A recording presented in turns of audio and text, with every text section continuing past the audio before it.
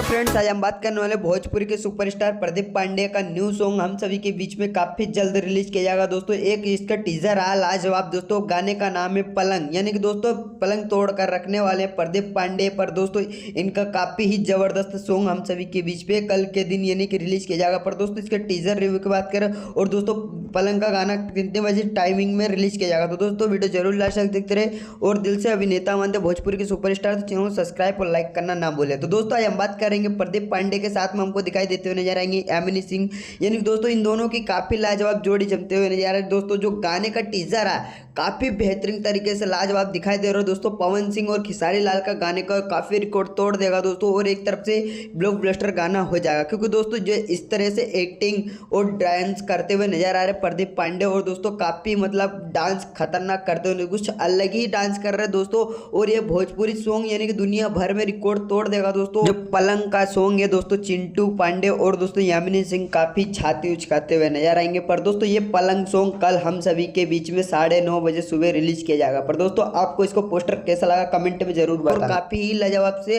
ये गाना अब ब्लॉकबस्टर हो जाएगा, क्योंकि दोस्तों यामिनी सिंह और जो प्रदीप पांडे ने डांस किया है काफी जबरदस्त दोस्तों। रेड कलर के साड़ी पहने और चेक्स कलर के शर्ट पहने प्रदीप पांडे का एक्टिंग रोल मतलब काफी कुछ अलग नया लुक में दिखाई देते हुए नजर आएंगे दोस्तों। और ये प्रदीप पांडे का भी एक फिल्म आई थी चिंटू की दुल्हनिया भी काफी लाजवाब था।